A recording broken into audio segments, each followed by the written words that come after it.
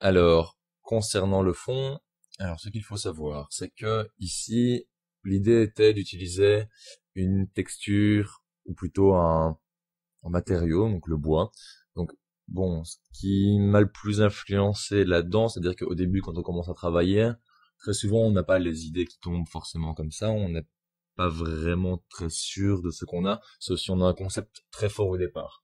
Ici, je suis un peu avancé à tâtons sans savoir exactement vers où j'allais au départ. Et il y a toujours ce moment où on sent qu'il y a quelque chose qui se passe. C'est-à-dire que ce soit, et ça arrive encore souvent par une simple erreur, où vraiment on place un objet et on se dit, bah oui, mais là, voilà, si maintenant j'ai placé ça là, je pense que le reste va découler plus facilement. Donc c'est ce qui arrive encore bien, et c'est ce qui s'est passé ici. Donc, à force de jouer, je vais dire, dans Photoshop, ou même d'abord sur papier, parce qu'il est bon, il est super important en tout cas de planifier un projet. Donc ne vous lancez pas directement normalement euh, sur l'ordinateur. Attendez, prenez un bon carnet et notez vos idées. C'est plus important de bien mettre à plat un projet directement sur papier et puis le transposer en numérique que le contraire.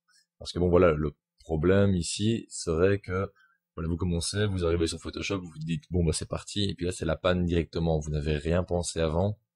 Ce n'est pas une bonne façon d'envisager un projet parce que vous n'avez aucun recul. Et ici, vous serez tellement concentré sur l'aspect esthétique à essayer de directement de placer les bonnes textures et les bons éléments aux bons endroits que vous n'allez pas vraiment réfléchir à la structure interne du site. Donc il faut toujours prendre du recul.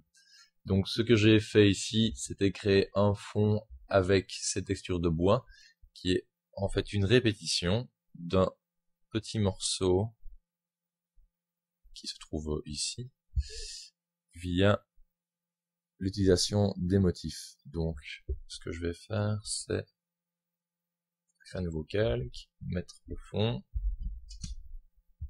je peux même cacher l'autre, voilà.